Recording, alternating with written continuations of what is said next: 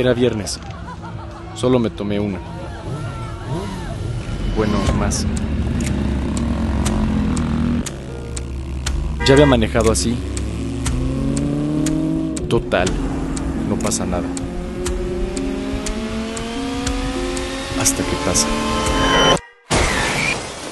Súbele a la seguridad, bájale al riesgo, ponte a salvo. Gobierno de México.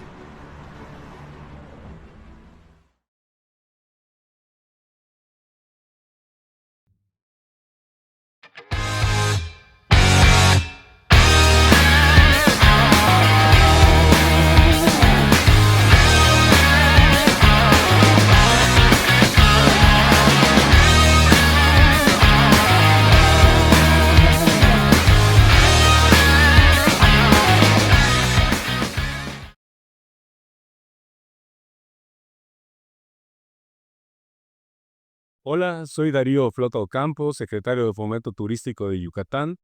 Y yo, David Escalante, director del Fideicomiso Público para el Desarrollo del Turismo Reuniones en Yucatán. Queremos invitarlos a visitarnos en la 37ª edición del Congreso Internacional de Medicina de Urgencias y Reanimación, que se realizará del 17 al 20 de febrero del próximo año 2026, aquí en el Centro Internacional de Congresos de Yucatán. Los esperamos.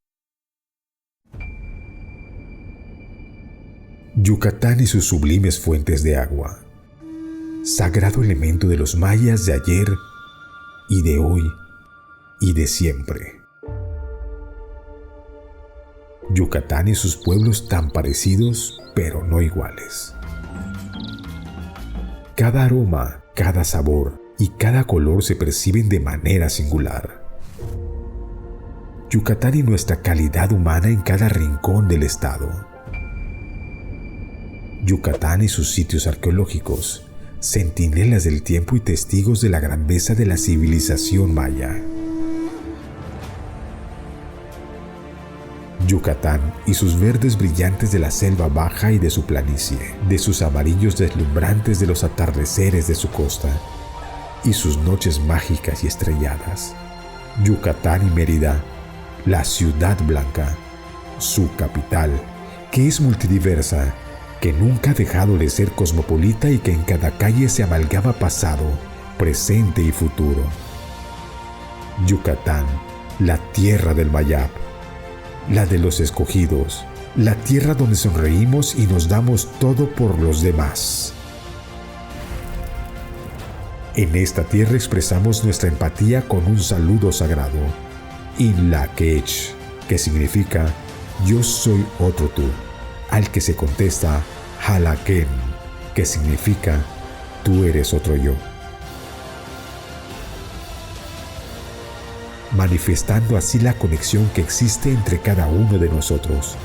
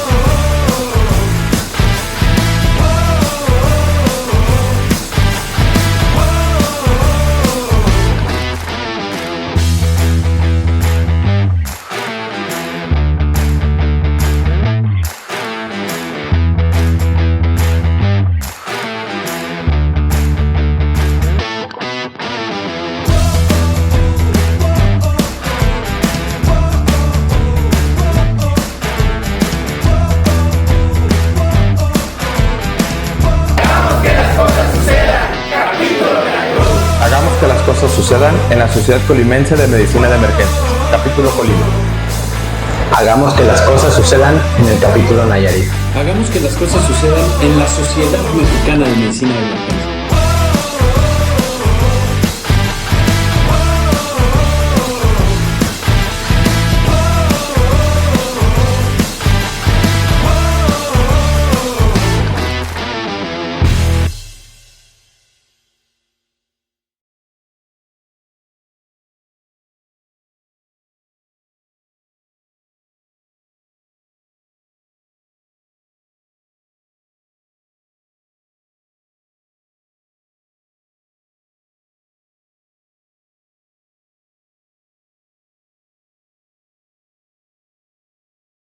Hola, qué gusto que estén con nosotros conectados el día de hoy para esta sesión mensual de nuestra Sociedad Mexicana de Medicina de Emergencias.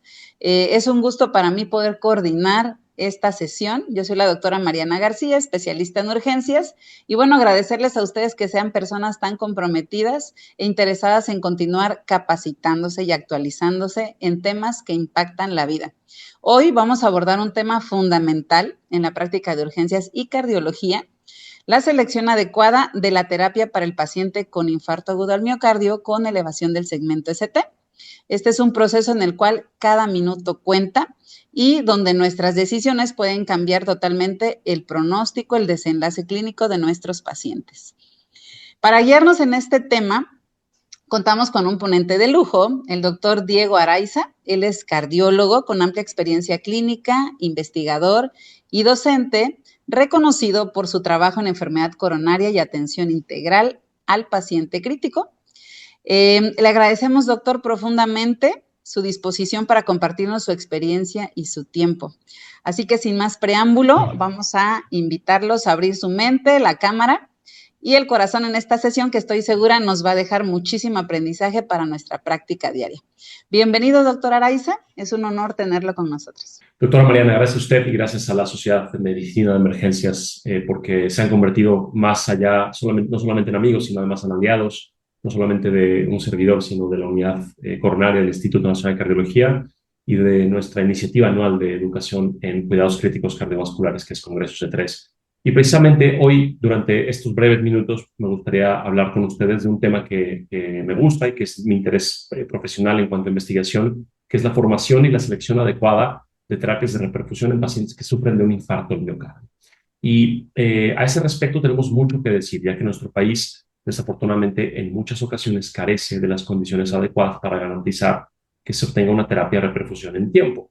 Pero eso no significa que no tengamos que hacer nada. Al contrario, una correcta selección del médico que constituye la primera línea de atención, como la doctora Mariana antes ha indicado, puede salvar muchas vidas. Puede salvar tantas vidas como en la mejor de las circunstancias. Y por eso quisiera yo presentar a ustedes este tema y dialogarlo para que ojalá que avancemos en esta consideración tan importante que es salvar vidas tratando a pacientes que sufren de un infarto al miocardio. Y bueno, quisiera empezar de hablar por lo que hablamos y cuestionarnos de qué hablamos cuando hablamos de infarto agudo del miocardio con elevación del segmento ST. Y es que ven ustedes, hoy tenemos muy claro que producto de la aterosclerosis, un proceso de décadas de duración, nosotros vemos frecuentemente esta secuela importante que constituye un infarto del miocardio. Aquí están ustedes viendo varias décadas en unos pocos segundos y tras la formación de una placa inestable de colesterol que se rompe y expone su contenido lipídico, el infarto del miocardio está causado por una trombosis intracoronaria, un proceso de trombosis que lleva a un cierre total epicárdico en ausencia de circulación colateral. A la derecha de esta lámina encontramos tres conceptos muy importantes que tienen que ser tomados en cuenta cuando uno habla de infarto agudo del miocardio con elevación del segmento ST. El primero es el dolor de pecho. Los pacientes que sufren de este problema padecen de dolor de pecho, un dolor de pecho muy importante, muy típico, muy centrotorácico, de carácter opresivo, con las irradiaciones que ustedes ya bien conocen y que incluyen, por ejemplo, la irradiación al cuello, a los trapecios, a los hombros, a ambos brazos o alguno de ellos, y que se asocia a una sensación de muerte súbita, de disnea, de franca incomodidad y de descarga adrenérgica. Además de este dolor de pecho, nosotros, por supuesto, tenemos, como su nombre lo dice, una persistente elevación del segmento ST, que vamos a hablar con más detalle a continuación. Y el tercer concepto es el tiempo, porque el tiempo claramente es un determinante que, como la doctora Mariana nos ha dicho, el tiempo es músculo. Aquí podemos ver tres pequeños recortes teóricos de tres modelos animales en donde si uno cierra una arteria del modelo canino y la vuelve a abrir a los 40 minutos, obtiene una pequeña cicatriz, un infarto establecido, una gran penumbra isquémica en color negro y un gran beneficio con la reperfusión. Pero cambian las cosas si nosotros nos movemos a, por ejemplo, un cierre epicárdico de 3 horas de duración y no se diga de 4 días, en donde prácticamente la penumbra isquémica es mucho menor y prácticamente ha desaparecido después de 4 días. Entonces, la terapia de reperfusión en el infarto agudo del miocardio es importante, y es importante porque salva vidas. Ven ustedes, esta es la historia de 50 años de tratamiento del infarto agudo del miocardio y contando, en donde nosotros podemos ver cómo sin tratamiento, aquellos pacientes que sufren de un infarto del miocardio con elevación del ST, en 1961 tenían una mortalidad correspondiente a su historia natural de hasta el 30%. Reportes de Philip Kimball y de varios otros médicos destacados como los pioneros de las unidades coronarias nos mostraron que en grupos control, en grupos sin tratamiento, sin acceso a unidades coronarias, prácticamente la mortalidad ascendía a 1 de cada 3. Ahora ha habido grandes pasos en el tratamiento que han reducido la mortalidad intrahospitalaria del infarto, y a ese respecto el primer gran paso es la hospitalización en una unidad coronaria o una unidad de terapia intensiva polivalente que tenga la capacidad de hacer un tratamiento de arritmias, particularmente arritmias ventriculares. Ese simple hecho, hospitalizar al paciente en una cama con un monitor eléctrico, con la capacidad de desfibrilar, reduce la mortalidad en un absoluto de prácticamente el 13%. El segundo gran paso fue la reperfusión desde entonces, en los 80s, con la reperfusión a base de fibrinólisis. Y vean ustedes cómo la fibrinólisis aislada, en esta ocasión con streptokinasa en el estudio GC1, y subsecuentemente acompañada de ácido acetilsalicílico o utilizando mejores líticos, como en el caso de RTPA o alteplase, vean cómo se asoció a cada vez mejores tasas de reperfusión y también cada vez mejores tasas de mortalidad. Y finalmente, el tercer y último paso en el tratamiento del infarto ha sido la reperfusión mecánica con la intervención coronaria percutánea, llevando a mortalidades de prácticamente el 2.5%. Y en contraste, estamos hablando que para 1960, más o menos 1 de cada 3 iban a fallecer a consecuencia de un infarto, cuando hoy más o menos 1 de cada 50 va a fallecer a consecuencia del infarto, lo cual representa claramente un avance grandísimo de la medicina basada en evidencias. Entonces, en 2000, bueno, estas diapositivas son un poquito viejas, pero en 2025, ¿cómo es que se trata infarto agudo del miocardio? Bueno, tratamiento de reperfusión y tratamiento antitrombótico adjunto son los dos grupos conceptuales que me gustaría presentar para ustedes. El tratamiento de reperfusión constituye en la recanalización del vaso. Esto implica, por ejemplo, un proceso de cateterismo cardíaco o de fibrinólisis más cateterismo cardíaco, lo que hoy conocemos como una estrategia farmacoinvasiva, y que, ojo, volveré a ello. Y en segundo lugar, un tratamiento antitrombótico adjunto, cuyo objetivo no es recanalizar el vaso propiamente, sino mantenerlo abierto, y que comprende una dosis de carga de ácido acetilsalicílico, un segundo antiagregante, como lo puede ser, por ejemplo, clopidogrel, más utilizado en México y en el mundo, y un anticoagulante parenteral, y de ser posible una estatina de alta intensidad, que nos permitan reducir el proceso inflamatorio y, por supuesto, a largo plazo reducir el colesterol y los eventos recurrentes. Pero claramente, de estos varios componentes, el factor de reperfusión, el recanalizar el vaso lo más pronto posible, ya sea con lítico o cateterismo o ambos, es el factor más importante. Ven ustedes esta curva Kaplan-Meier, en donde podemos ver 3 grupos, un grupo de una población no infartada, una población control, y 2 grupos de pacientes que sufrieron de un infarto y que recibieron en línea continua tratamiento de reperfusión, y en línea punteada y discontinua que no recibieron tratamiento de reperfusión. Y en tan solo 500, un poquito más de 500 pacientes, es muy notorio cómo la reperfusión que ustedes practiquen mañana, pasado o un día después en la sala de emergencias va a cambiar completamente el pronóstico y tendrá un efecto duradero y sostenido a 20 años. La reperfusión salva vidas y cambia el pronóstico durante más de 2 décadas. Ahora, ¿qué nos dicen las guías de práctica clínica sobre los métodos que tenemos disponibles para hacer esta reperfusión? Y voy a hablar de ellos brevemente. Tenemos la fibrinólisis, la angioplastía primaria y la estrategia farmacoinvasiva. Quiero detenerme brevemente a hablar de lo que es estrategia farmacoinvasiva. Esta estrategia farmacoinvasiva implica la aplicación de un fibrinolítico en una dosis plena o ajustada, si la edad si lo indica, acoplada con un cateterismo cardíaco rutinario, si es que el paciente responde de forma sostenida, tiene datos indirectos de reperfusión, o un cateterismo urgente, una angioplastía de rescate, si el paciente falla en la reperfusión farmacológica. Estos 3 diferentes métodos son los que las guías hoy mencionan como opciones, y por supuesto que nos debemos de referir a estas guías para saber cómo es que debemos actuar en casos de infarto agudo del miocardio. Y las guías desde el 2016, 2019 y también guías 2023 de síndrome coronario agudo nos dicen que pacientes que tienen un infarto agudo del miocardio con menos de 12 horas desde el inicio de los síntomas, ya sea elevación persistente del segmento CT o un bloqueo de rama izquierda presuntamente nuevo, deberían recibir con un nivel de indicación 1A terapia de reperfusión. Y voy a citar textualmente lo que las guías desde el 2016 y en todas sus ediciones subsecuentes nos han dicho.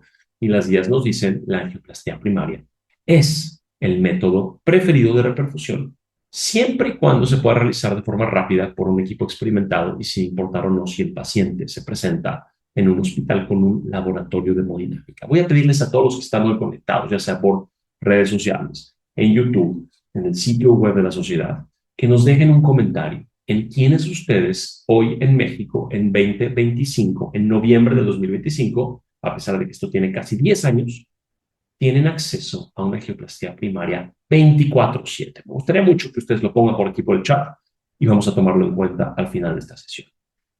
Sin detenerme en ese momento en el por qué y en si esto es aplicable a nuestra realidad, quiero decirles que las guías, grosso modo, se basan en 3 grandes estudios que quiero presentar a ustedes. Los estudios hechos en 1999 por Silstra, el estudio PREIC-2, el metaanálisis de Keeley y el estudio de Anami. Voy a presentarlos muy brevemente. Vean, posiblemente el estudio más importante de todos estos sea el metaanálisis de Keeley, publicado ya hace más de 2 décadas. En 2003. De hecho, constituye una de las referencias que son citadas en las guías de práctica clínica 2023 para la atención del síndrome coronario agudo con y sin elevación del segmento CT. Y lo que este estudio nos dijo fue, en 23 ensayos clínicos de diversos tamaños, incluyendo pacientes con infarto del miocardio con elevación del segmento CT, 7,700 de ellos, se comparó el papel de fibrinólisis intravenosa versus intervención coronaria percutánea primaria. Hay que reconocer que había un tratamiento adjunto diferente al actual. En ese entonces no se utilizaba clopidogrel, se utilizaba prácticamente solo heparina no fraccionada. El acceso del cateterismo, el acceso vascular no era radial como hoy hacemos, sino que femoral en la mayoría de los pacientes. Y por supuesto, la potencia de las estatinas, los tratamientos antidiabéticos y otras estrategias de prevención eran muy diferentes. Sin embargo, este metaanálisis que sigue siendo citado en las guías nos dijo lo siguiente: la angioplastia fue superior en prácticamente todos los desenlaces: mortalidad, muerte por infarto, isquemia recurrente, evento vascular cerebral, isquémico y hemorrágico, sangrado, y la combinación de todos los anteriores fueron todos mejores para angioplastia primaria. Por lo que las guías fueron muy claras en que los ensayos clínicos aleatorizados nos han demostrado que comparando con fibrinólisis, la angioplastia primaria es mejor. Ahora, el acceso a la intervención coronaria percutánea es complejo. Y viendo todo lo que ustedes han puesto en el chat, esto sigue siendo complejo en 2025 y ojalá no lo sea en 2026, pero yo creo que lo seguirá siendo por una multitud de factores, porque el viaje es muy complejo. Basándonos en un escenario en donde todas las variables son iguales, tú tienes a 2 gemelos acostados en 2 departamentos de urgencias que tienen acceso a intervención coronaria percutánea. Si a uno le das intervención coronaria percutánea y al otro lítico, misma edad, mismo tiempo de evolución, misma localización del infarto, etcétera, etcétera, muy posiblemente el gemelo de la angioplastia primaria tenga un mejor resultado. Pero esto no sucede así. Los pacientes se presentan en escenarios de la vida real y existe multitud de barreras que pueden participar en este viaje del infarto del miocardio, como por ejemplo la conciencia del problema. Muchos pacientes no acuden inmediatamente al tratamiento de infarto cuando tienen dolor de pecho. Piensan que es algo pasajero, que es algo menor, que pueden tratarse en un médico de primer contacto, no en un escenario de urgencia, sino en un consultorio, en una farmacia. Si el paciente sí que está educado y sí que decide acudir al sistema de salud, muchas veces tiene factores como el clima o la geografía que pueden afectar lo rápido que el paciente puede alcanzar este primer contacto médico, en donde posiblemente no exista un electrocardiograma, y si lo existe, muchas veces no cuentan con recursos humanos para interpretarlo. La inmensa mayoría de las veces el primer contacto médico no será una institución con una sala de hemodinamia, aunque todos lo quisiéramos. sino que habrá necesidad de un traslado hospitalario, que en México sabemos es un problema tremendo por la falta de ambulancias y la carencia de un sistema único. Y aún cuando el paciente se presenta a un tercer nivel, dependemos de personal especializado, de enfermería, de técnicos radiólogos, de la disponibilidad de una sala de hemodinamia y un sistema administrativo que asegure las condiciones para alejar al paciente de una circunstancia después económicamente catastrófica. Este viaje es extremadamente complejo y hay que reconocerlo. Un caso clínico, ven ustedes, un hombre de 64 años con un IMC de 28 y diabetes, tuvo dolor de pecho y que a la hora con 55 minutos se presentó a un primer contacto médico a raíz de dolor de pecho. Tuvo un tiempo de primer contacto médico de prácticamente 2 horas. Al momento de presentarse, tenía unos buenos vitales, se le hizo un electrocardiograma, que ustedes pueden ver aquí un pequeño recorte, y se le hicieron enzimas cardíacas, CKMB, que se encontraba normal, por obvias razones. La CKMB se eleva horas después, pero al generarse esta divergencia entre electrocardiograma para el médico difícilmente interpretable y enzimas cardíacas normales, se optó por esperar al siguiente turno. Después de que el médico tenía las enzimas cardíacas y esperó al siguiente turno, se terminó haciendo el diagnóstico prácticamente 5 horas 45 después, un grandísimo retraso que tomó el determinar las enzimas, el interpretarlas, el esperar al siguiente especialista, cuando finalmente se solicita el traslado médico, que a su vez lleva varias horas. Este paciente en lo particular venía de alguna región de Oaxaca, para terminar llegando a las 10 horas con 45, tiempo total de isquemia de 10.8 horas, cuando pudo haber sido tratado tan temprano como 2 horas después, por supuesto afectando negativamente el pronóstico de este paciente. Y esto parecería un tema fantasioso o exagerado, pero no, damas y caballeros, esto es prácticamente el promedio de pacientes de Renacica 3. La mayoría de los pacientes incluidos en el Registro Nacional de Síndromes Isquémicos Coronarios Agudos eran hombres, tenían una edad promedio de 61 años, un IMC de 27, y ellos sí tenían hipertensión y diabetes y tabaco.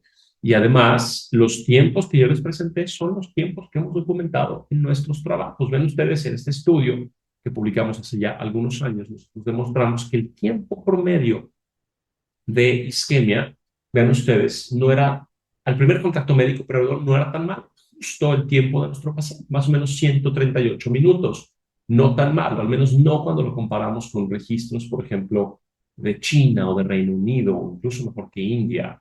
Pero si nosotros volteamos a ver no solamente el tiempo del primer contacto médico del paciente, que como en este caso fue muy precoz, sino que volteamos a ver el total acumulado, ven ustedes como en México, el promedio del tiempo total de isquemia en 2019 eran justamente 10.8 horas. Este caso no es un caso al azar, es un caso que representa muy bien la realidad de nuestro país hace una década. Tiempos prolongados de isquemia en pacientes más jóvenes y pacientes con una gran carga de riesgo aterosclerótico. Y también la secuela de esto ha sido la falta de reperfusión. En Renacica 3, un registro que comprendió que incluyó, perdónenme, la práctica totalidad del territorio nacional, se documentó que prácticamente el 47%, la mitad de los pacientes incluidos con infarto con elevación, no recibían angioplastía primaria o lisis, y cuando llegaban a hacerlo, en su mayoría recibían fibrinolisis. Y si voltamos a ver un registro más reciente, en 2019, el IMSS, la doctora Borrello en particular, publicó Renazca, que nos habló del papel en 15,000 pacientes en el IMSS, con una tasa de no reperfusión del 30%. Entonces, podemos ver cómo, a pesar de que las guías ya tienen muchos años que nos han recomendado utilizar la angioplastia primaria, existe un gap, un bache, una brecha importante entre las recomendaciones y la adopción en la práctica cotidiana. Y bueno, esto para nada me gusta presentarlo, pero desde el 2011 y aún en el 2013 y el 2021, en los países miembros de la Organización para el Desarrollo Económico y la Cooperación, la OECD, la mortalidad de infarto en México es la primera entre una multitud de muchos otros países, argumentándose que en México un paciente con infarto tiene una mortalidad de prácticamente 1 de cada 3, 1 de cada 4, cuando en lugares como Dinamarca tiene una mortalidad de 1 de cada 50. Y esto claramente es injusto. Entonces, si bien les vuelvo a presentar esta bonita pirámide que hicimos antes, si bien veníamos de registros en donde la historia natural del infarto asociábamos a una mortalidad de 1 de cada 3, y tuvimos estos 3 grandes avances: unidades de monitoreo, reperfusión farmacológica y mecánica, y tenemos mortalidades en las mejores condiciones de hasta 2.5%. En México, los últimos registros nos han dicho que la mortalidad se termina asociando más a 1960, lo cual es una pena y debemos de luchar por cambiar. Bueno, ¿qué hacer cuando el acceso a la intervención coronaria percutánea es limitado? Nosotros este año publicamos justamente un consenso llamado Reperfusión del infarto del miocardio en países en vías de desarrollo, que representa múltiples sociedades dentro del paraguas que es la Sociedad Europea de Cardiología, y que les invito a revisar. Pero, ¿qué hacemos? Es mucho más fácil cuando uno puede acceder a una estrategia fármaco-invasiva. Por supuesto, tiene que tener sistemas de atención bien montados, y vamos a hablar de ello un poquito más adelante. Pero pareciera que cuando uno opta por una estrategia fármaco-invasiva, en donde se aplica una dosis plena de lítico, cuyo objetivo será abrir la arteria lo más pronto posible para salvar más miocardio, y esto lo acopla con este cateterismo cardíaco rutinario en pacientes que han fallado, que han tenido éxito a la reperfusión, o urgente a pacientes que han fallado a la reperfusión farmacológica, pues esto es lo que llamamos una estrategia farmaco-pasiva. Y es que vean, si volvemos a ver la relación tiempo, o algo que llamamos el retraso asociado a angioplastía, si tú tienes un paciente que puedes tratar en este momento con lítico y tu tiempo diferencia a llevarlo a una angioplastía podría ser mayor a 60 minutos, esa diferencia entre estar aplicando ahora el lítico y estar abriendo el cateterismo cardíaco, desarrollando la angioplastía, parece ser que esos 62 minutos de diferencia ya se pierde el beneficio que vimos en el metaanálisis de Kili. Este otro metaanálisis incluyó prácticamente la misma cantidad de pacientes y nos incorpora el factor tiempo.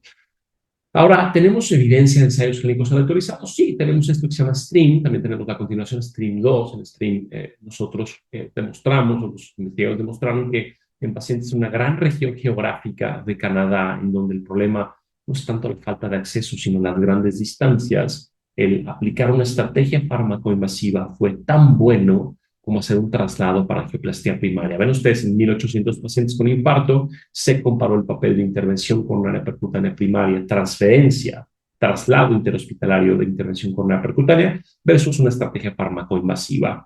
Y vean, el desenlace primario fue el compuesto de muerte, choque, falla cardíaca y reinfarto a 30 días, encontrándose esta curva Kaplan-Meier y no diferencias estadísticamente significativas en favor de ninguna de las dos, asegurándonos que prácticamente cuando uno tiene retrasos esperados, la estrategia fármaco-invasiva es tan buena como un cateterismo cardíaco o un transfer para cateterismo cardíaco. Entonces, cuando volteamos a ver evidencia de ensayos clínicos aleatorizados, angioplastía primaria y estrategia fármaco-invasiva les va igual de bien. Ahora, ¿qué pasa con otra evidencia ya más bien de registro? Les voy a presentar datos de la vida real. Si me están siguiendo, partimos del metaanálisis de Kili y dijimos, en ensayos clínicos la angioplastía primaria es mejor, pero en estudios de la vida real esto no es tanto así. ¿Qué pasa cuando nosotros volteamos a ver estudios de la vida real de estrategia fármaco-invasiva? Quiero presentarles algunos de ellos. Esto es, por ejemplo, el registro CAMIL, un registro del sur de Corea, en donde en 706 pacientes de la vida real, pero con un análisis de todos los potenciales confusores estadísticos, un análisis por puntaje de propensión, se encontraron estos resultados. Ven ustedes como prácticamente no hubo diferencias en la tasa de eventos entre pacientes en Corea en la vida real que fueron a una estrategia fármaco-invasiva o una angioplastia primaria. Mismos resultados en Canadá. Ven ustedes, en una región grande de Canadá, en Alberta, los pacientes que fueron a una estrategia fármaco-invasiva tuvieron inclusive un mejor pronóstico. Vean esta curva Kaplan-Meier de eventos acumulativos, tanto desde el día 1 y hasta el día 360 como excluyendo los primeros días. Vean ustedes cómo se documenta que los pacientes bien seleccionados, con bajo riesgo de sangrado, que en la vida real son los que van a fibrinólisis y estrategia fármaco-masiva, tuvieron incluso un pronóstico mejor que los pacientes que fueron en el mundo real a un transfer para estrategia fármaco-masiva. Datos muy interesantes de nuestros colegas de Vital Heart Registry. Ahora, siempre es bueno presentar datos de México. Les quiero presentar esto que publicamos ya hace un par de años en la revista canadiense de cardiología, que es FACE-MX, un estudio en donde incluimos a pacientes mexicanos. Y lo que hicimos fue, en esta región grande de nuestro valle metropolitano de la Ciudad de México, en 617 pacientes, en 539 finalmente seleccionados, que fueron a una estrategia fármaco-invasiva o una angioplastía primaria. Ojo, esto no fue aleatorizado, esto fue una observación que dependía de la decisión del médico. Nosotros comparamos el mismo desenlace que hizo el estudio STREAM. Las características clínicas eran prácticamente las mismas. Los pacientes tenían 57 a 59 años, un 12-13% de mujeres, con básicamente la misma presentación clínica. Y lo que documentamos fue esto. Vean ustedes, no diferencias en resultados en estrategia fármaco-invasiva versus angioplastía primaria en el Kaplan-Meier de la izquierda, con un valor de P de 0.24, intervalos de confianza que se movían alrededor de la neutralidad. Pero quiero decirles algo. A la derecha pueden ustedes ver un análisis preespecificado donde nosotros si quitamos a los pacientes que tenían transfer para angioplastía primaria, si manteníamos a los pacientes que tenían transfer para angioplastía primaria, pero quitamos a los pacientes que se habían presentado directamente al Instituto Nacional de Cardiología, los primeros presentadores, los que vinieron directo a un centro con angioplastía primaria 24/7, que de nuevo es muy raro. Si eliminamos a esos pacientes, nosotros documentamos como la tasa de eventos fármaco-invasivos es la misma, pero quitamos a los pacientes que llegan directo al centro de alto nivel, el Instituto de Cardiología, y vean cómo incrementamos la tasa de eventos alcanzándose significancia estadística, con el argumento entonces de que si el paciente se presenta en una sala que no cuente, en un laboratorio, en un centro que no cuente con sala, con laboratorio de hemodinamia 24/7, muy posiblemente sea mejor dar estrategia fármaco-invasiva que transferir para angioplastía primaria. Todos aquellos que en el chat, en YouTube, en el sitio web documentaron que no tenían angioplastía primaria 24/7, esto es para ustedes. Estrategia fármaco-invasiva es mejor en sus pacientes. Entonces, en ensayos clínicos aleatorizados, parece ser que los resultados son iguales, y en estudios de la vida real, parece ser que la estrategia fármaco-invasiva, cuando se esperan retrasos, es incluso mejor que la angioplastía primaria. Entonces, vean ustedes, de nuevo, tenemos en la evolución de la historia natural de todos estos datos. Les presenté los ensayos clínicos, les presenté RANASICA, RANASCA, y ahora les presento los resultados de esto que se llama PREMIA, que PREMIA fue esta publicación donde nosotros, evaluamos el sistema de atención del infarto en la Ciudad de México o el programa de reperfusión del infarto en nuestro país. Entonces, ¿qué tenemos que hacer? Establecer sistemas de atención. Este modelo a mí me gusta mucho, es el modelo Hub and Spoke que nuestros colegas de India han formulado, en donde uno podría tener un centro de segundo o tercer nivel con acceso a angioplastía primaria 24/7 o en horarios de oficina, y atender con horarios distintos. Si el paciente se presenta en la mañana, que vaya a angioplastía primaria, y si se presenta en la tarde, que reciba lítico y espere el horario donde pueda ser cateterizado. Tener un horizonte de centros de primero o de segundo nivel que puedan diagnosticar y fibrinolizar a pacientes y enviarlos, pero que con la cercanía, siempre y cuando exista acceso a angioplastía primaria en ese horario, puedan también enviar a los pacientes al centro con cateterismo cardíaco, y tener un segundo periférico u horizonte de una distancia ya más lejana de centros que, si bien podrían enviar a los pacientes, claramente les conviene hacer estrategia fármaco-invasiva la mayor parte de las veces, por tiempo y por distancia y por complejidad de acceso. Y estos son los sistemas llamados Hub and Spoke, y es justamente lo que nosotros desde hace algunos años hemos propuesto, y afortunadamente ya hemos visto grandes avances con centros como el Belisario Domínguez, el Hospital Juárez de México, Centro del Hospital General de México, etcétera, que tienen la capacidad de hacer angioplastía primaria en ciertos horarios. Entonces, con todo lo anterior, damas y caballeros, yo concluyo, y doctora Mariana, le daré la palabra en un momento, 4 puntos para llevar a casa y para compartir con ustedes y para agradecerles por haber prestado atención. La primera es que la falta de la repercusión del infarto del miocardio sigue siendo un problema vigente en México y en muchos países del mundo, como hemos ya publicado en nuestro consenso de este año. En esos países, formar sistemas de atención es de gran importancia, y dentro de ello, favorecer a una estrategia farmacoinvasiva puede ser una estrategia factible que mejore la mortalidad. ¿Por qué? Porque tenemos claramente más acceso a lisis que a salas de hemodinamia, porque en la vida real tienen muy buenas tasas de mortalidad y porque en ensayos clínicos y en la vida real los eventos de sangrado son infrecuentes. Es indispensable establecer sistemas de atención que comprendan primeros niveles, segundos niveles y saber muy claramente qué hacer en función de los terceros niveles y cuál es la distancia y el funcionamiento que estos nos dan. Y la fibrinólisis, en el contexto de una estrategia farmacoinvasiva, no es una terapia del pasado. Por el contrario, sigue siendo una terapia vigente en nuestro México y en el mundo. Así que sin más, damas y caballeros, yo les agradezco muchísimo por haber prestado atención y voy a dejar de compartir. Y doctora Mariana, vuelvo a usted para la sesión de preguntas. Muchísimas gracias. Gracias.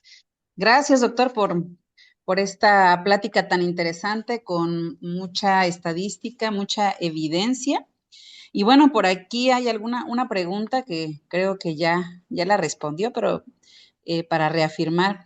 En los hospitales donde no contamos con hemodinamia 24/7, ¿cuál considera que debe ser el criterio clave para decidir entre fibrinolisis inmediata o traslado para intervención coronaria? Dos criterios mayores. Gracias, doctora Mariana. El primero sería una evaluación extensiva de los criterios de indicaciones, particularmente las contraindicaciones relativas y absolutas para el uso de fibrinolisis. Por ejemplo, uno podrá estar a 6 horas de un centro de muerte y podrá decir es que tengo que fibrinolizar porque si no mi paciente pues, no va a llegar, me va a tomar mucho tiempo. Pero si tu paciente tiene una contraindicación absoluta, hay que pagar el precio. Hay que pagar el precio de no fibrinolizar porque vas a hacer más daño. ¿A qué me refiero?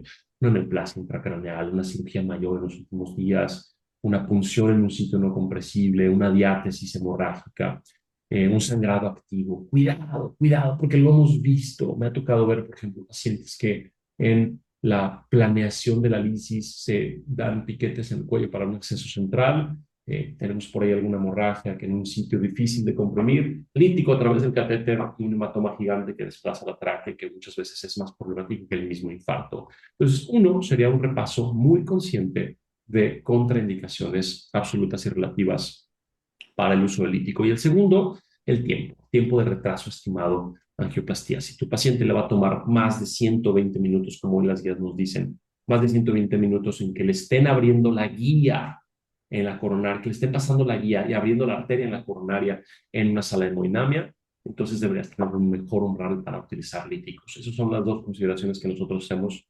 cotidianamente en el servicio de urgencias del Instituto de Cardiología. Muchas gracias, doctor.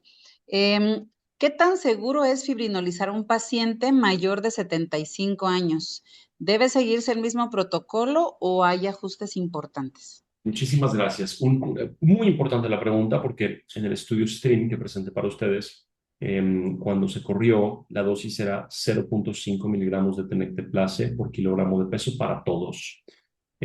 Cuidado con esto porque muy rápidamente después del inicio de STREAM, los eventos de sangrado en pacientes de más de 75 años empezaron a aglutinarse, empezamos a ver más eventos, de tal forma que se hizo una enmienda al protocolo, reduciendo la dosis a la mitad, 0.25 miligramos por kilogramo de peso corporal, peso ideal por supuesto, en pacientes de más de 75 años, con esto normalizándose las tasas de sangrado.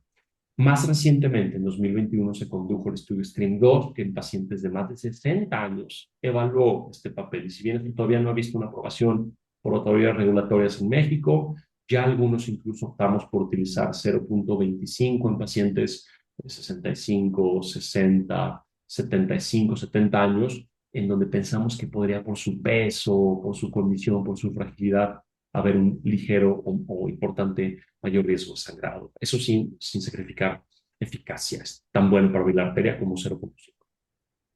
Ok, muchas gracias, doctor. Otra pregunta por aquí. En la práctica real, cuando llegan pacientes con varias comorbilidades como insuficiencia renal o pacientes en choque, igual ahí, ¿cuáles serían los ajustes más importantes en la elección de la terapia? Para pacientes en enfermedad renal, bueno, saber que tienen una carga de enfermedad aterosclerótica mucho mayor, que la enfermedad renal crónica es un factor pronóstico importante para malos desenlaces, pero que en lo personal no modificarían mi elección de ninguno de los componentes, ya sea de lisar o enviar angioplastía, de administrar tal o cual tipo de antiplaquetario o antiagregante. Posiblemente evitaría yo la enoxaparina y posiblemente me iría por heparina de bajo peso molecular y posiblemente, bueno, algún ajuste de otra medicina más adelante, pero el punto de la terapia antitrombótica no cambiará nada, ni tampoco el tipo de lítico. Lo que sí es que tienen más enfermedad arterial coronaria, están más enfermos y bueno, hay que tener cuidado. Ahora, para pacientes con choque, tradicionalmente las guías han dicho que los pacientes con choque deben ir a angioplastia primaria. Y estoy de acuerdo, pero eso no hace que en el paciente con choque el hospital de tercer nivel se acerque o lo tengas más cerca o tengas más ambulancias. No, las dificultades que vivimos son las mismas. Entonces, en este consenso que les he contado y que voy a compartirlo de todo para que lo compartan entre la membresía, nosotros hacemos gran mención a este escenario porque tenemos datos que se originan de Canadá y de otros lugares del mundo en donde el uso de fármaco invasivo en pacientes con choque parece ser al menos tan bueno, si es que no incluso un poco mejor, en pacientes que tienen infarto o miocardio con choque cardiogénico. Esto no me sorprende en absoluto. Los pacientes habían sido excluidos de los estudios clínicos de líticos, más por pensar que la presión de perfusión coronaria podría ser menor en el escenario de choque, que el lítico no penetraría al sitio de la arteria culpable y la trombosis, pero ahora estudios clínicos y estudios de la vida real y grandes registros nos están demostrando que cuando utilizamos estrategia farmacoinvasiva, parece ser que el paciente tenga un mejor pronóstico que una transferencia muy larga a angioplastia primaria. Entonces, yo lo utilizo, lo recomiendo a los pacientes que nos llaman al Instituto de Cardiología. Ok, doctor, muchas gracias. Y ya por último, esta pregunta es mía. Sí, por favor. Si usted pudiera dar una sola recomendación práctica para el personal de salud que está conectado, ¿cuál sería la perla que nunca deberíamos olvidar al atender a un paciente con infarto con elevación del segmento ST? Que todos son importantes, que es importante el oficial de policía. Si el oficial de policía decide que el doctor residente de primer año de urgencias puede descansar un par de horas en la noche y detiene al paciente con dolor y signo de Levine, va a afectar negativamente, va a afectar positivamente la calidad del sueño del R1 de urgencias o del médico de guardia, pero va a afectar la salud y la vida de un paciente. Las enfermeras, que deben de ser las primeras en canalizar a un paciente, a veces por la mano, a veces por la vena, y eso es más que suficiente para salvar la vida con un lítico. Los médicos de primer contacto, muchas veces médicos generales o familiares o médicos no urgenciólogos que en muchos hospitales de nuestro país son los que están a cargo de los departamentos de urgencias en las tardes, en las noches, en los fines de semana. Los urgenciólogos, en donde claramente el balón del infarto se juega en su cancha, y bueno, los cardiólogos, que somos el último, hasta el final, no por importante, sino porque normalmente no estamos ahí en la jugada. Entonces, todo es importante, paramédicos, choferes de ambulancia, y cuando a ustedes les toque liderar un sistema de atención del infarto en su hospital, asegúrense de que todos estén capacitados. Esa será mi gran recomendación. Muchísimas gracias, doctor. Muchas gracias por su presentación. La verdad es que esta forma de compartir su experiencia tan clara, con tanta evidencia científica y estadística, pues bueno, nos ayuda a ubicarnos en dónde estamos y qué podemos mejorar desde nuestras áreas de injerencia. Ha sido un verdadero placer estar con ustedes el día de hoy y a nombre de la Sociedad Mexicana de Medicina de Emergencias agradecemos profundamente su participación y el valor que aporta nuestra formación continua. Estoy segura de que todo lo que aprendimos el día de hoy pues va a ser de impacto positivo para nuestros pacientes con infarto con elevación del ST y del infarto en general. Y bueno, los invitamos a estar pendientes de nuestras próximas sesiones mensuales y bueno, a que contribuyan para seguir fortaleciendo nuestra comunidad con excelencia en la atención de urgencias. Con esto damos por concluida la sesión del día de hoy. Muchísimas gracias, doctor. Muchísimas gracias a todos los que se conectaron y que tengan una excelente noche. Buenas noches, gracias. Buenas noches.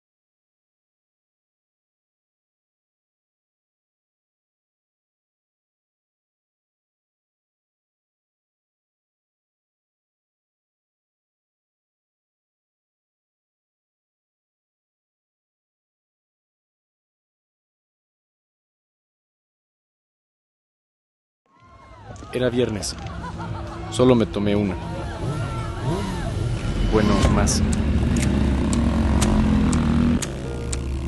Ya había manejado así. Total, no pasa nada. Hasta que pasa. Súbele a la seguridad, bájale al riesgo, ponte a salvo. Gobierno de México.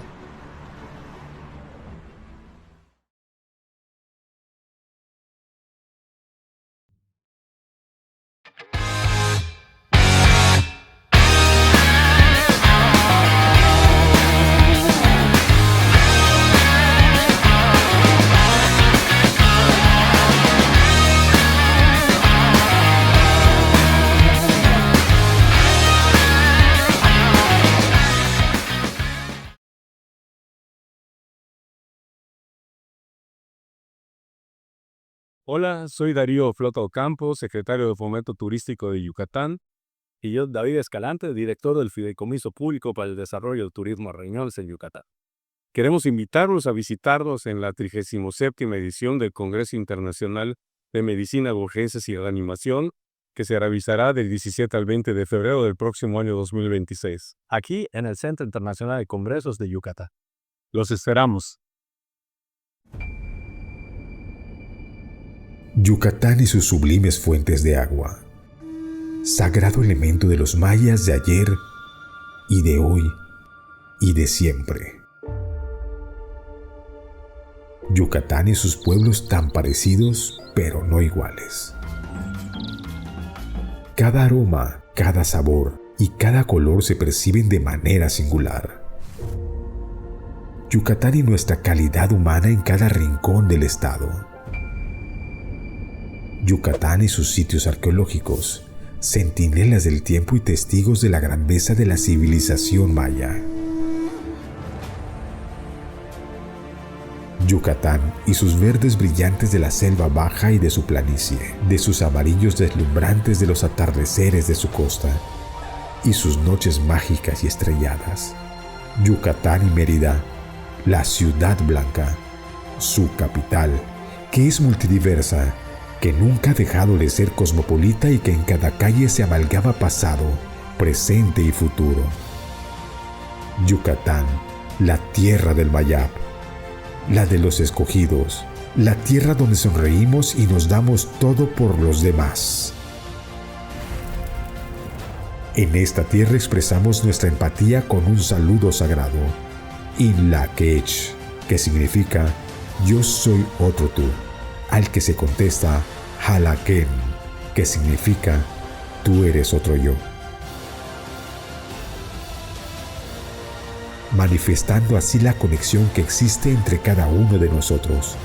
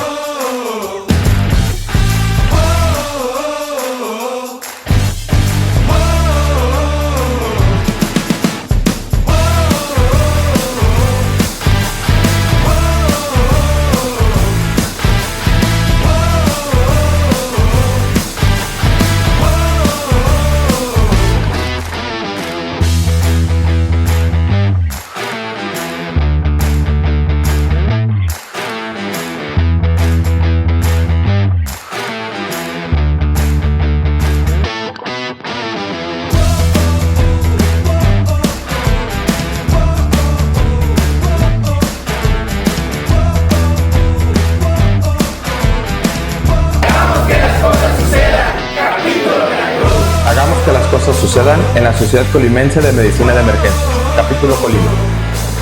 Hagamos que las cosas sucedan en el capítulo Nayarit. Hagamos que las cosas sucedan en la Sociedad Mexicana de Medicina de Emergencias.